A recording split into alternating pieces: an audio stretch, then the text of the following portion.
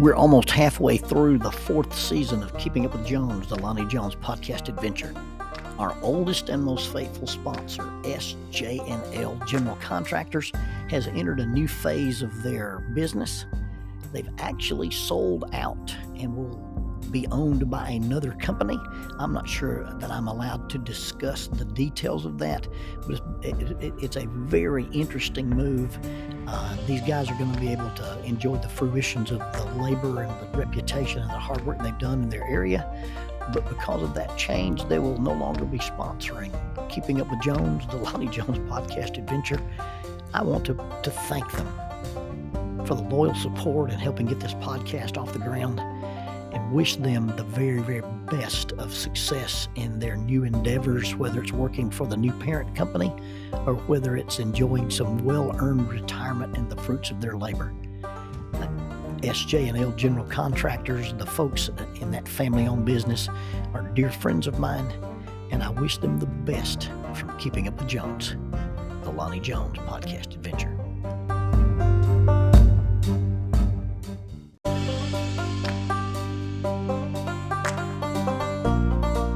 TKM Incorporated in Moss, Tennessee is a construction company that specializes in erosion control, seeding, and soil, hydroseeding, hydromulch, minor excavation, and silt fence.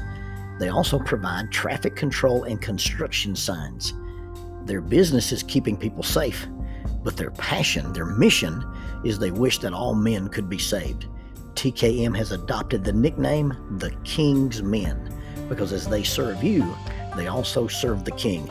If they could provide any of their services for you, please contact them at 931-243-3958. That is 931-243-3958. Or you can contact them on the net at tkminc2001 at twlakes.net. That is tkminc2001 at twlakes.net.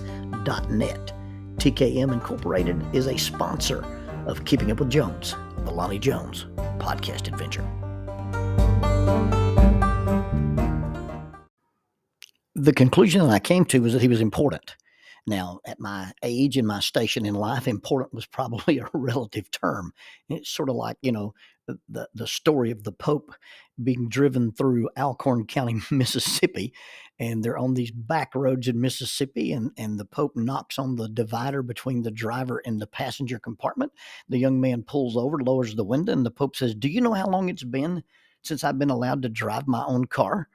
And the young man said, "Well, no, sir, I don't." And he said, "Well, I would really like to take advantage of us being out here in the middle of nowhere, and I'd like to drive." Well, as a young acolyte, you don't argue with the Pope. So he gets out, let the Pope in the driver's seat, and he gets in the passenger compartment and rolls up the tinted windows, and he's enjoying a nice little leisurely ride. And the Pope was enjoying his new freedom and probably got a little heavy-footed. Well, if you've ever driven much through any place in Mississippi, there's always a deputy or a constable somewhere waiting to pull you over. And sure enough, he gets blue lighted. The deputy walks up and taps on the window, and the Pope rolls down the window, and the deputy stares in amazement at the Pope and says, "Just a minute, I'll be right back." He goes back to the cruiser and he calls into the station and says, "Chief, I'm going to need some guidance here." And the chief said, "What's the problem?" He goes, "Well, I've pulled over a dignitary and I don't know what to do. I don't know whether to write him, give him a warning, or just absolutely let him go." And the chief said, "Well, I need a little help here. How important is this guy?" He goes, "Well, he's pretty important." "Well, how important is he?" Well, he's very important." "How important? Are we talking like a city councilman?" He goes, No. We're above the food chain on that." He said, "Are we talking about the mayor?" He goes, "No, we're not talking about the mayor." He goes, "Well, you're talking about like, somebody who's like the governor or somebody from the state capitol." He goes, "No, sir, we're not talking about state level." He goes, "Well, then we're talking about Washington. Are we talking about a congressman? Are we talking about a representative? We were not talking about the vice president or the president. Somebody would have told us they were coming through." He goes, "No, sir, you don't understand. I don't really know how important this guy is, but he's real important." "Well, what makes you say that if he's not city, state, or from the State Department? How do you know that he's super important?" "Well, I don't know who he is, but his driver is the Pope." Well, he wasn't that important, but I knew he might be important. You see, I was on my way southbound from Cloverdale, Indiana, and I was on I-65. I was driving my 1968 Chevrolet Impala named West Wind, and I passed a really, really nice car. And less than 2 miles past the really, really nice car that had the hood up, I saw a guy walking in a really, really nice business suit. I put two and two together. Guy in the suit belongs to the car belongs to the guy in the suit. I probably need to check and see if he's okay. Now, you got to understand that as a younger person and even as an adult, if my wife or my children are in the car, I have picked up hitchhikers, and most of the hitchhikers that I picked up were indigent. You could tell they were homeless. They were traveling. They were out of doors. They were on foot. One exception to that was I picked up this gentleman in an austere black suit. I was in southern Tennessee going to speak at some little thing, and this gentleman was walking down the road, and he was in a black suit, tall, angular, thin man, almost like an undertaker. I picked him up, and we drove a little ways together, and we talked and we chatted, and we finally got in these little rural towns in Tennessee, and he said, this is where I'm going. I pulled over to let him out. He gets out of the car and walks away, turns and comes back to the car, leans inside the window and locks eyes with me and says, and just because they're green doesn't mean you go through them. And he walked away. Within 15 miles, I'm in one of these little towns that's built, just on an X in the road. And I come to a four-way intersection with a red light in the middle. And as I'm approaching the red light, it changes from red to green. And for whatever reason, I pump the brakes and don't go through it. And as I slowed my car, slow enough not to enter the intersection, a log truck doing about 70 miles an hour blows through this intersection. And it was the words of the old man, the words of my passenger, who looked at me and said, just because they're green, don't go through them. I'd heard those words in my head, and I tapped the brakes on my car, and I did not enter that intersection. And had I entered that intersection, we would not be having this conversation today. And I don't know what's up with that. I won't even begin to try to explain it. I don't know if you call this whole fella an angel. I don't even know if angels work that way. Whatever happened, one of the weirdest things ever happened in my life happened because of that. On another occasion, I was going north on I-65, going to speak in Columbia, Tennessee. It was drizzling rain and spitting snow. And I saw a guy on the side of the road on a motorcycle. I pulled over because he was in miserable shape. He was wearing a gray hoodie, and I pulled over and asked him what was going on. And he was traveling from Louisiana somewhere up north because his wife had just had a baby. He was trying to get home in time to see this newborn, and his bike had run out of gas. Well, we went down the road, and I bought a gas can. We filled it up, brought it back, topped his bike off.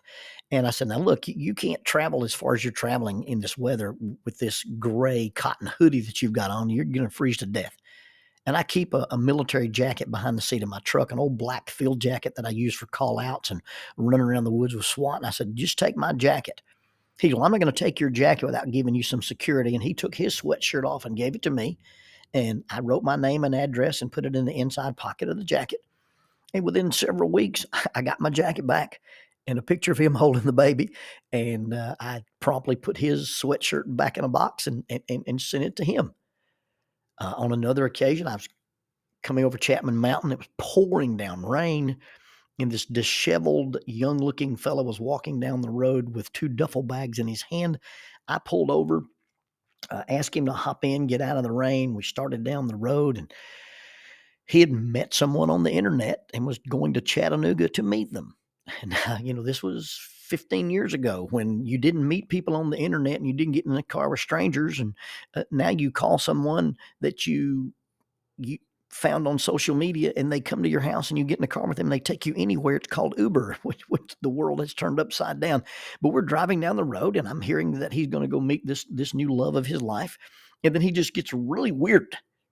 And he looks at me and he says, do you ever worry about picking up someone that might do you harm, like a murderer or a serial killer?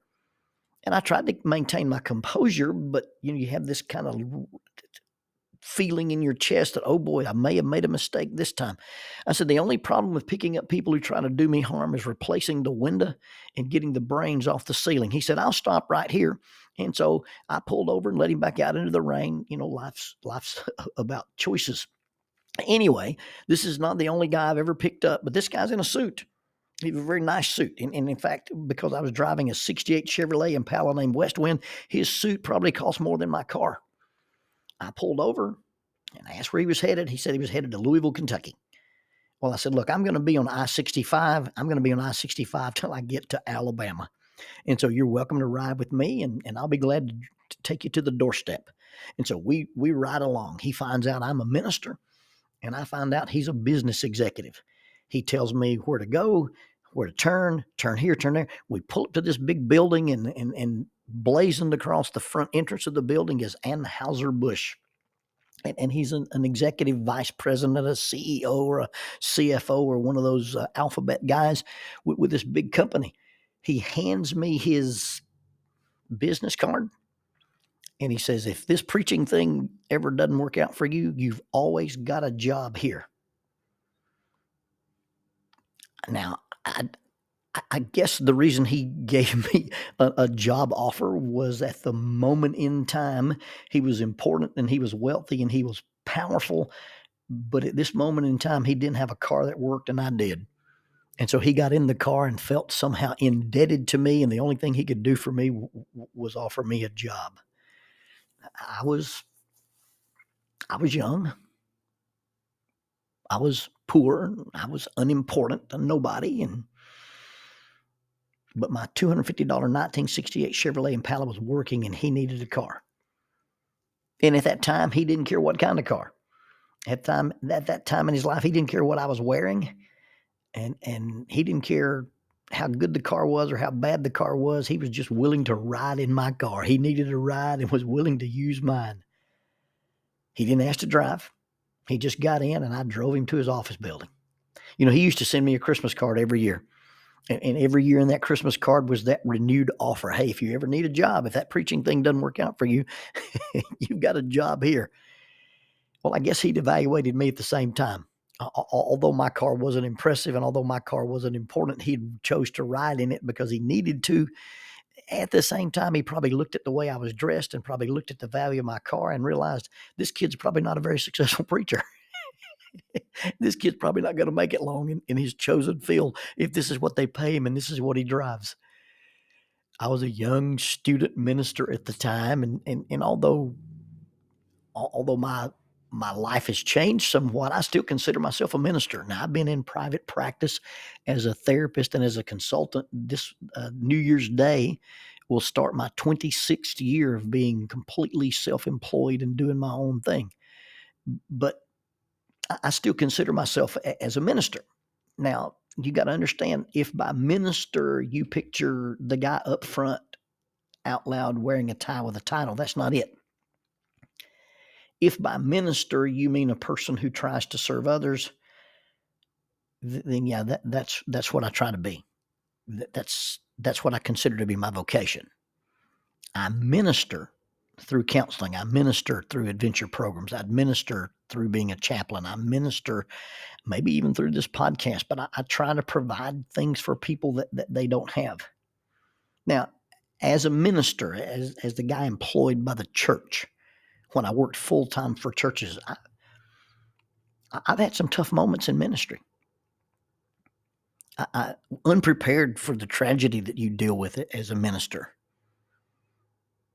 The breakups that you would see and the diagnosis you would hear, the funerals you would perform, and then just the business side of ministry, because ministry in some cases, being a preacher is a job, and you work for people. Sometimes you work with people. A lot of us as ministers have found out the difference between working with people and working for people. I can remember one of my very first jobs, the first job I had where I was the pulpit preacher. I think in the other groups they may call that the lead pastor or the executive pastor. This is I was a pulpit preacher. I was the guy who spoke Sunday morning, Sunday night, Wednesday night, wrote the bulletin, kept office hours, that kind of stuff. And I remember one of the leaders of the church in Salem, Arkansas, telling me, "Hey, you're doing a good job, and we really think the world of you, and we really love Jackie, but the house you live in belongs to the church.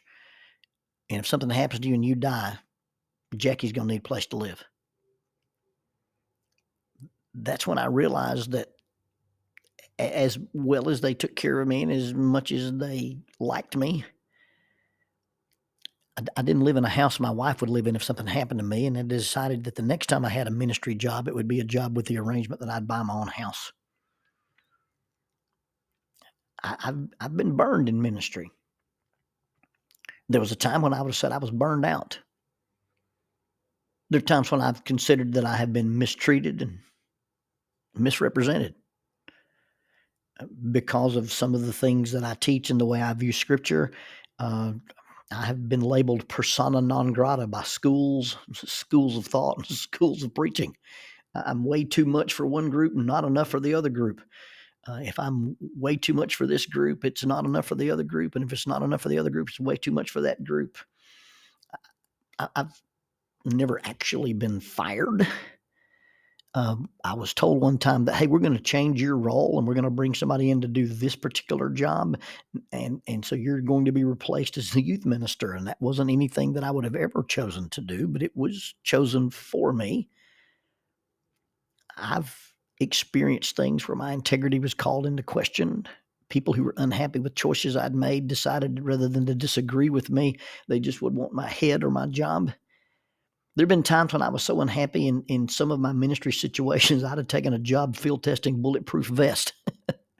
By and large, my ministry has been very fulfilling. It's been very rewarding. I have great friends and great experiences and have been allowed to raise a family and have a career in ministry.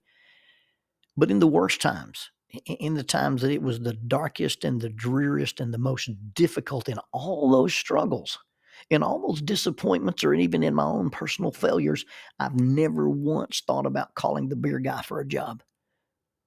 Now, I'm not saying that would be implicitly wrong for someone to work for the beer company. I'm not saying it's one of those things. I know lots of Christians who grew tobacco.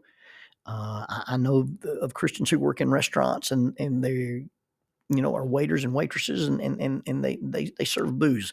I'm just saying, for me, I saw that as something that was kind of incompatible. I just couldn't see that. For me, I tried to explain some things about our choices to my daughter. I said, the guy who owns Chevrolet, his wife doesn't drive a Mustang. Okay. And so for me, I just didn't think that being a preacher and having a side gig at Anheuser-Busch was going to be the thing for me. It has a certain uneasy feel to it. Or at the same time, I didn't think working for Anheuser-Busch in the beer industry and having preaching as a side gig would be something for me. That was just a personal choice for me. And although that job was offered, and it was offered multiple times, it's something that I never, ever considered doing to solve any financial problem that I ever had. In life, there are some options. They're there, they're available, they're always on the table, but they just aren't options. There's some things that you can do, and you just choose not to do them. They're available, but you just consider this is something out of bounds, and I won't ever even consider it. Suicide should never be an option. Lying to solve a problem should never be an option. Lying to anybody for any reason probably should never be an option. When you lie, you create more lies and you create more problems. Gunnar and I were hunting the other day, and we got to talking about what lives in the woods, and bears and mountain lions and bobcats and coyotes, and then somehow we ended up talking about Bigfoot. And I saw something behind my fence one time when I was a little boy. He said, "Well, did you tell your dad?" And I said, "Well, yes, I told my dad." He said, "Well, did he believe you?" And I was able to say, as humbly as I could say, that as a little boy and as a teenager, I never lied to my dad. And because I never lied to my dad about my chores, I never lied to my dad about what I did do, I never lied to my dad about what I didn't do. When I told my dad I saw something that was unbelievable or incredible, my dad believed me. Because once you compromise the fact that you tell the truth or don't tell the truth, it's very difficult to retread that. So lying to get out of trouble, lying to solve a problem is one of those options you don't do. And along with that, you just don't treat people dishonestly. You don't steal from other people their ideas, their product, or their possessions.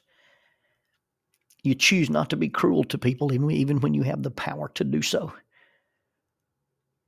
Another thing that's never an option is you don't use other people's behavior as a license or an excuse for your own behavior.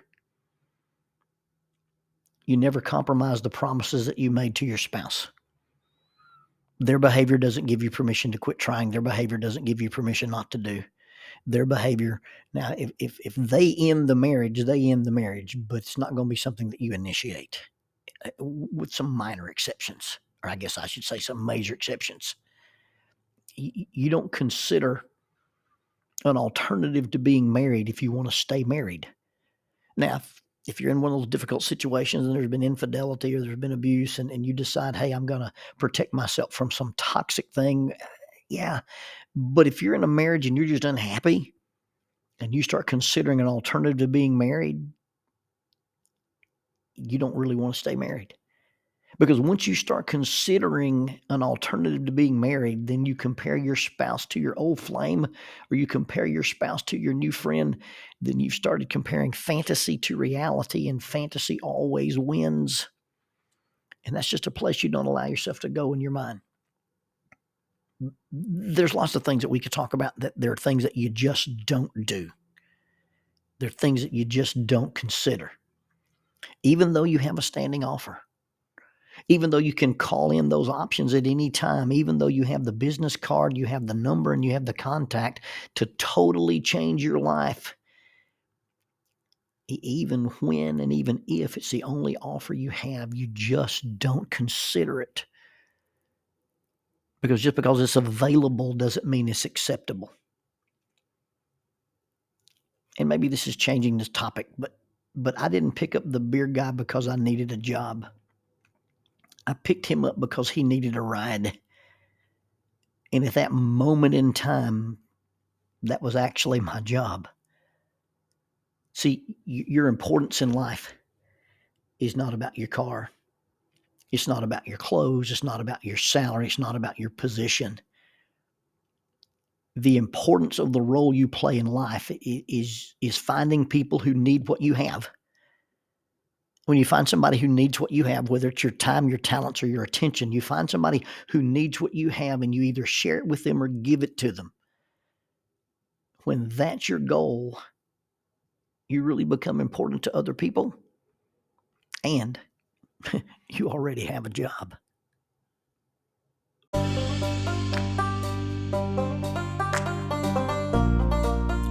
Using the tool of shortwave radio, World Christian Broadcasting literally covers the world every day with the gospel.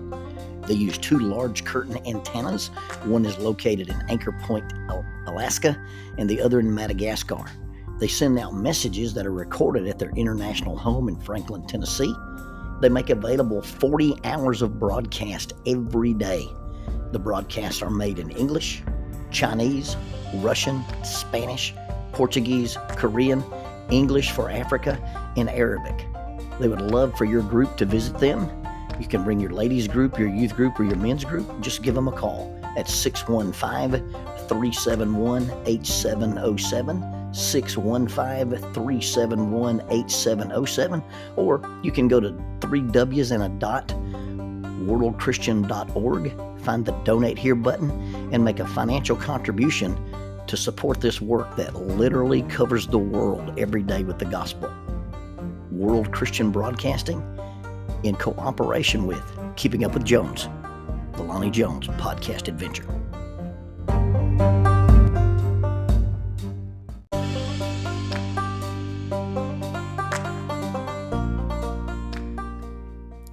Keeping Up with Jones, the Lonnie Jones podcast adventure, is sponsored by us. What? We sponsor ourselves? Is that even legal? Check us out on Amazon. You can have access to the titles of Pedagogue, the youth ministry book by Lonnie Jones, Cognitive Spiritual Development, a Christ-centered approach to spiritual self-esteem, Grappling with Life, Controlling Your Inside Space, a small essay using the principles of Brazilian Jiu-Jitsu to talk about psychological and emotional self-defense, If I Were a Mouse, a children's book written and illustrated by Lonnie Jones, and then The Selfish Reel, a very short story about a decision. Also, you can check out our YouTube channel to see archived lessons and presentations from across the country, some videos with rope tricks and knots.